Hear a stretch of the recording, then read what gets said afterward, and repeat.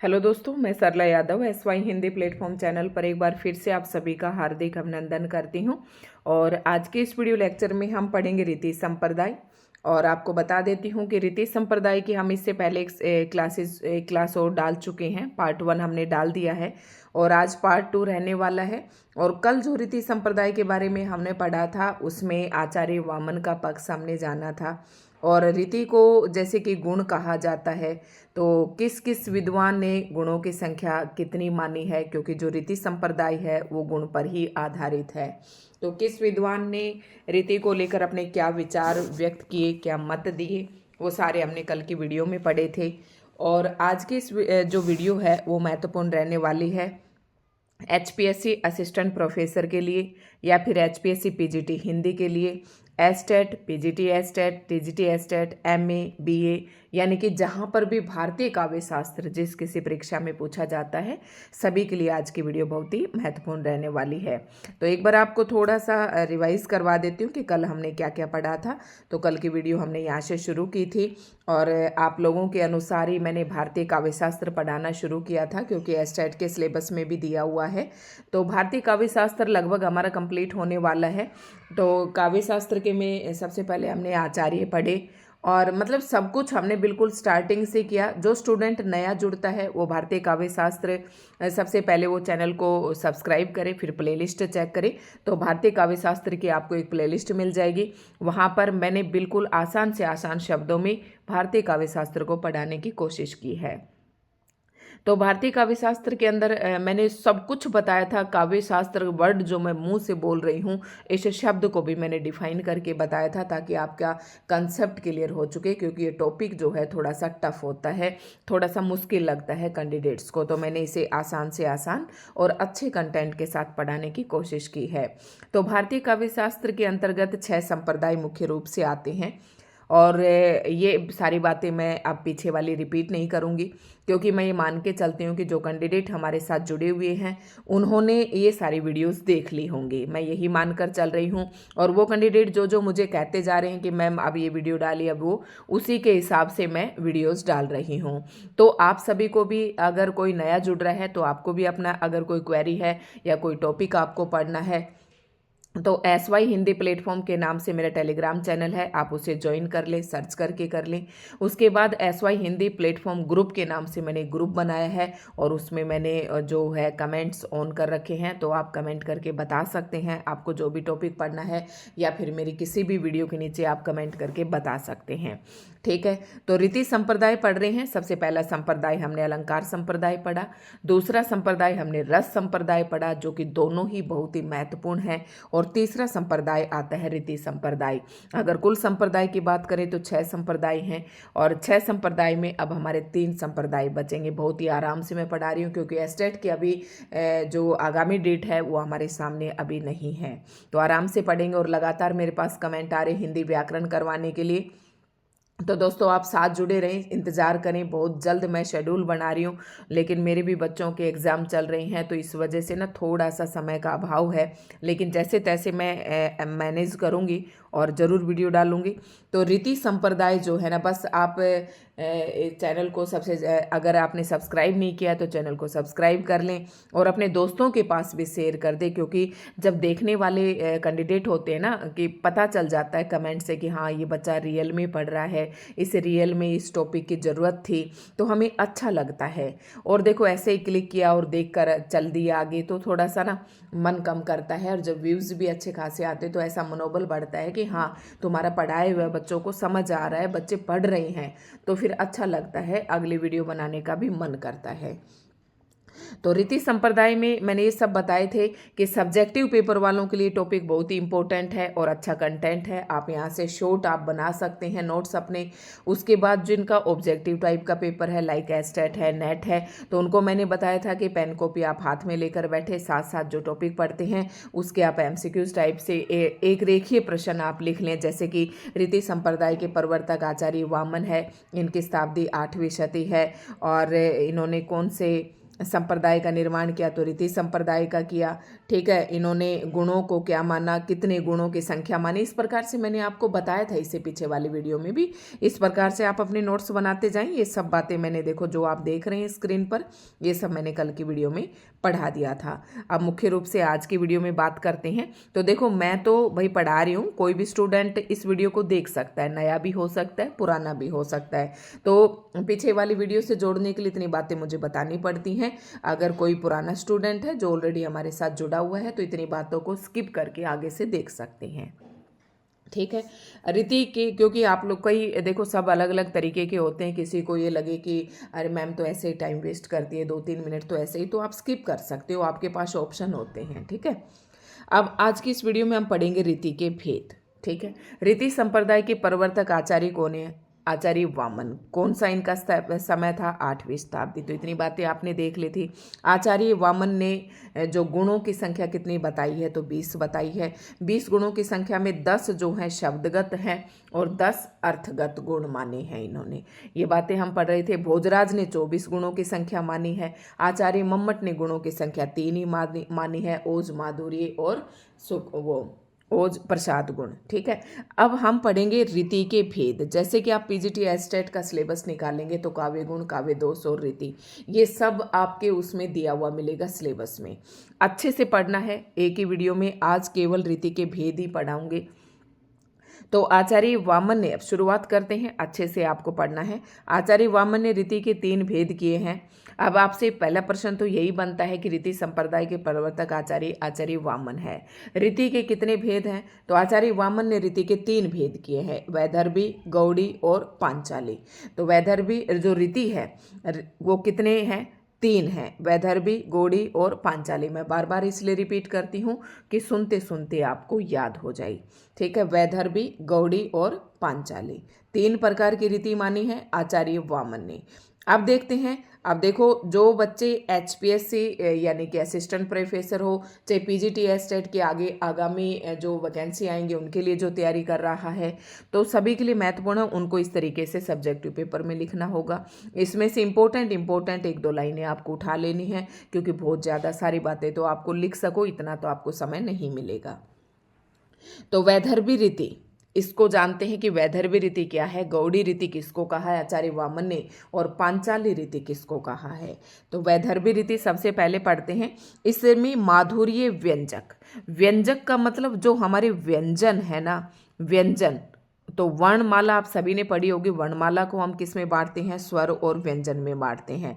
तो स्वरों की तो आपको पता है कि मात्रा लगती है, ठीक है, मात्राएं लगती हैं, और किसके ऊपर लगती हैं? व्यंजन के ऊपर लगती हैं। तो व्यंजक का मतलब आप यहाँ व्यंजन से ही समझें। और माधुर्य व्यंजन किसको कहते हैं? जो बोलने में मधुर हो। मधुर शब्द से ही माधुर्य बना है। जैसे कि आप कहोगे कि मैम वर्ण भी क्या मधुर होते हैं? ट, ठ, ड, ये बोलने में कैसे लग रहे हैं? थोड़े से ये मधुर नहीं हैं। श खींच के बोलते हैं, लंबे बोले जा रहे हैं, थोड़े से कड़वे से लगते हैं ना। इस तरीके के जो वर्ण होते हैं इन्हें माधुर्य व्यंजन नहीं बोलते हैं। तो जो बच गए कुछ इस तरीके के, वो कैसे हैं? माधुर्य व्यंजक। तो व्यंजक वर्णों की योजना की जाती है। मतलब जो वैदर्भी रीति, जिस काव्य को लिखते हुए कवि वैदर्भी रीति का प्रयोग करता है। वैदर्भी रीति का मतलब है कि काव्य जब लिख रहा है कोई लेखक, तो जो मधुर व्यंजनों का प्रयोग करता है उसे वैदर्भी रीति कहते हैं। मतलब जिस काव्य के अंदर मधुर वर्णों की योजना होती है उसे ही वैदर्भी रीति कहते हैं। जो श्रुति मधुर, श्रुति मतलब सुनना, जो सुनने में आपको मधुर लगे, संगीतात्मक होते हैं। यानी कि कोई लेखक है, कोई कवि है, उसने कोई पंक्तियां लिखी, वो उन पंक्तियों की जो वर्णों की योजना है वो माधुर्य वर्ण होने चाहिए, और उस जो सुनने में हमें मधुर लगे और जिसमें संगीत हो, मतलब एक लय हो, एक तान सी हो। तो ऐसी अगर इस तरीके से कोई रचना की गई है तो उस रीति को कहेंगे वैदर्भी रीति। ये बात मैं बार बार क्यों बता रही हूँ? क्योंकि आपके पेपर में ऐसे नहीं पूछा जाएगा कि वैदर्भी रीति क्या होती है। हाँ, ऐसे भी दे सकते हैं। पीजीटी एस्टेट में क्या करने लगे, 3-4 आपको पॉइंट दे देते हैं। जैसे कि मान लो वैदर्भी रीति से संबंधित 3 पॉइंट दे देंगे। माधुर्य व्यंजक वर्णों की योजना श्रुति समूह और संगीतात्मक होती है, वह रीति वैदर्भी कहलाती है। ठीक है, फिर दूसरा पॉइंट दे देंगे, फिर तीसरा पॉइंट दे देंगे और पूछ लेंगे ऐसा कौन सा असत्य है। इसलिए इस टॉपिक की जानकारी आपको होनी चाहिए। तो और दूसरा प्रश्न ऐसे पूछ सकते हैं कि कोई भी आपको पंक्ति दे सकते हैं और पंक्ति को आपको पहचान कर बतानी होगी कि उसमें वैदर्भी रीति का प्रयोग किया है, गौड़ी रीति का या पांचाली रीति का। इसलिए मैं बता रही हूँ कि आपको मधुर व्यंजक लगे, जिसमें लय सा हो, संगीत हो, जो सुनने में मधुर हो, तो वो जो पंक्तियां हैं वो कौन सी रीति के अंदर आ जाएंगी? वैदर्भी रीति के अंतर्गत। ललित पद योजना के कारण ये श्रृंगार, करुण, हास्य रसों की अभिव्यक्ति में सहायक होती है। अब आप पंक्ति पढ़कर ये अनुमान लगा सकते हैं, मान लो किसी पंक्ति में श्रृंगार से संबंधित वर्णन है, या करुण भावना दर्शाई गई है, या हास्य की कोई बात कही गई है, मतलब करुण, श्रृंगार और हास्य रस से अभिव्यक्त अगर कोई पंक्ति है तो आप तुरंत समझ जाना कि वहां पर कौन सी रीति है? वैदर्भी रीति है। कई सारी पहचान बता दी हैं, तो वहां पर आप सोचेंगे, आपका कंसेप्ट क्लियर होगा, तो उस पंक्ति को आप सोचेंगे थोड़ी देर और आपका आंसर जो है ना, स्वाभाविक रूप से आपका आंसर बिल्कुल सही होगा। आचार्य वामन ने इसमें श्लेष, प्रसाद, समता, माधुर्य, सौकुमार्य, अर्थव्यक्ति, उदारता, ओज, कांति और समाधि, इन 10 गुणों का समावेश माना है। यानी कि आचार्य वामन का ये कहना है कि वैदर्भी रीति के अंदर इन्होंने सभी जो 10 के 10 गुण थे ना, उन सभी का समावेश कर दिया। यानी कि ये सारे गुण मिलते हैं उसमें। वैदर्भी रीति के अंदर सभी गुणों का समावेश माना किसने? आचार्य वामन ने।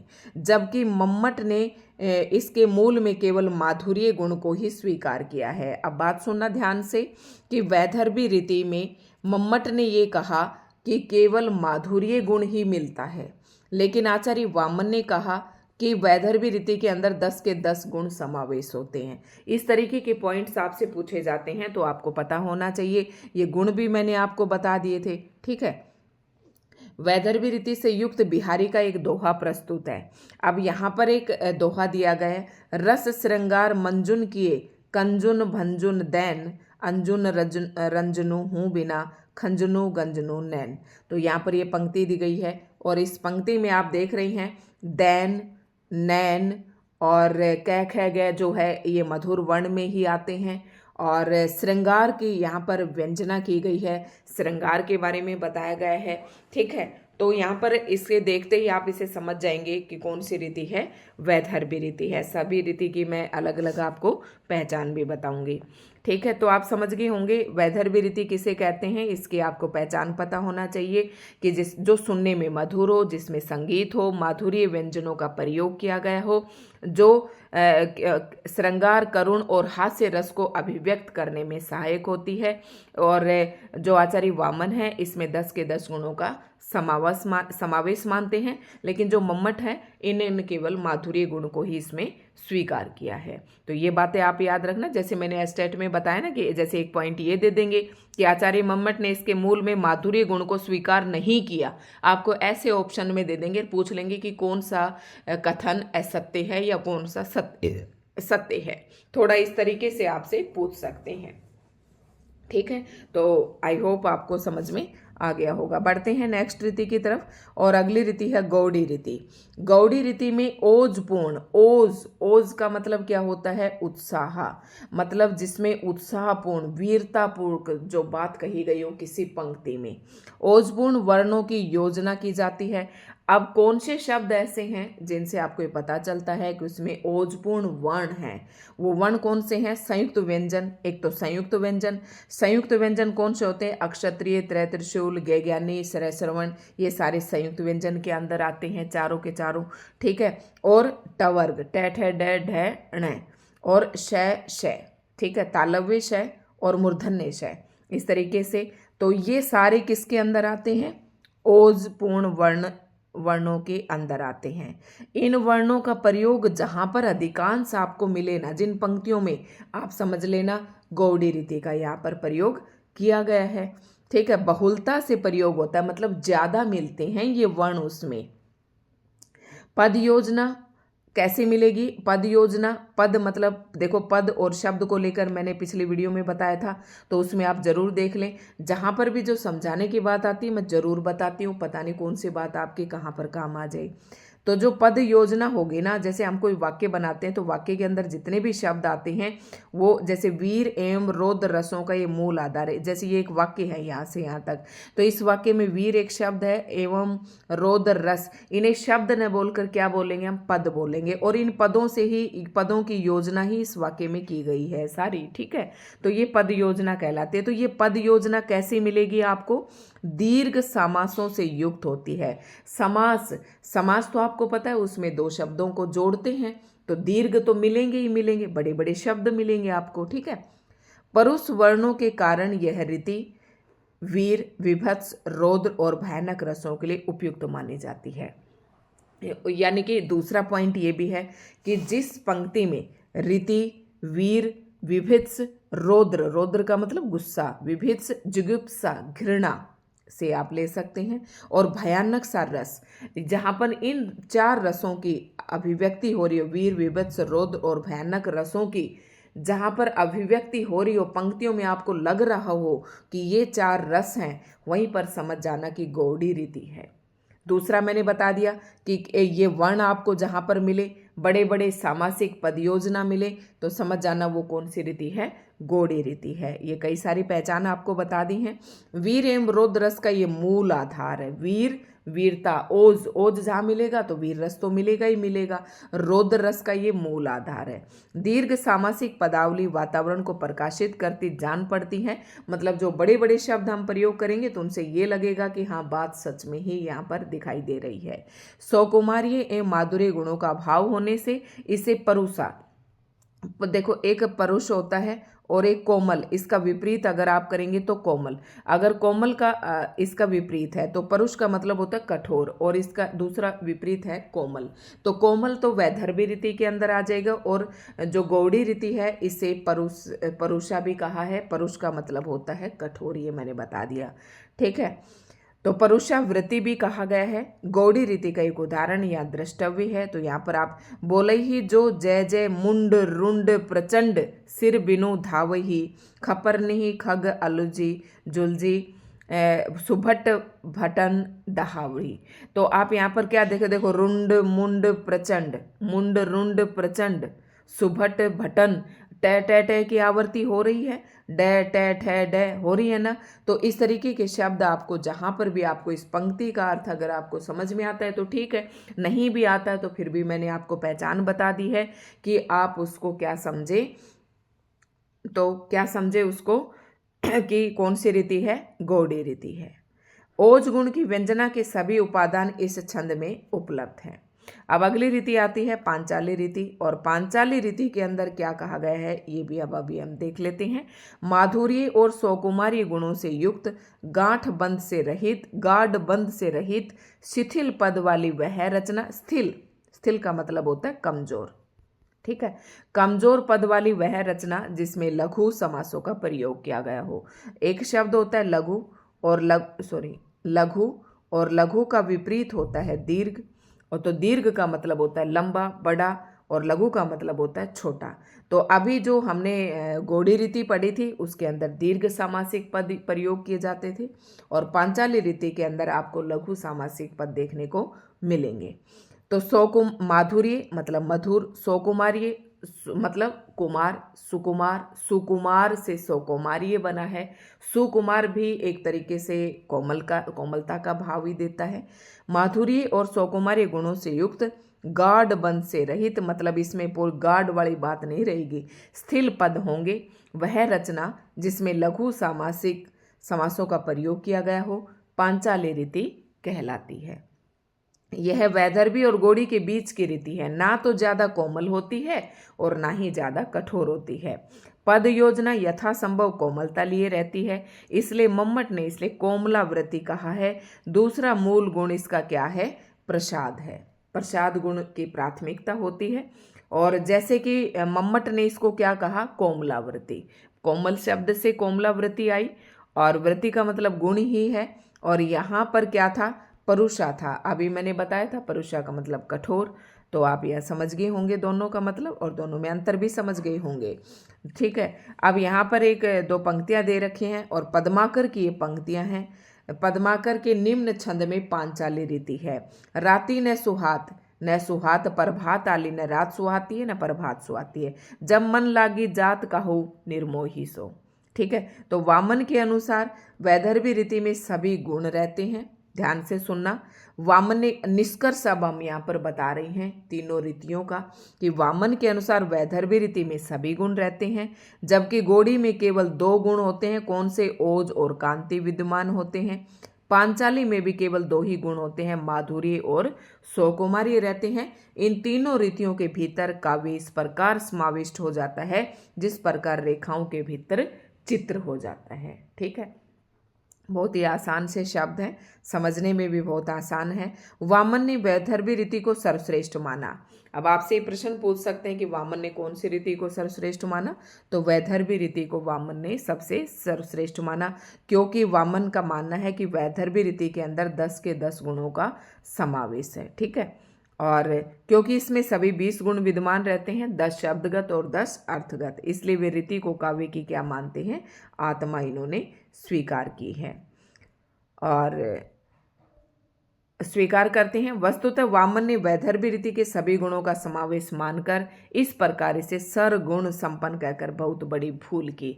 मतलब आचार्य वामन ने ये कह दिया कि जिसके अंदर 20 के 20 गुण विद्यमान है तो सर्वगुण संपन्न होगी, और सर्वगुण संपन्न इस दुनिया में कुछ भी नहीं है। इसलिए अब आचार्यों ने इसके ऊपर प्रश्न उठाए कि इसको सर्वगुण संपन्न कैसे कहा जा सकता है। ठीक है, यह स्थिति काव्य में असंभव ही है। मतलब आचार्यों ने ये कहा कि सर्वगुण संपन्न कोई भी काव्य कैसे हो सकता है, क्योंकि कोई भी रचना सर्वगुण संपन्न कदापि नहीं हो सकती।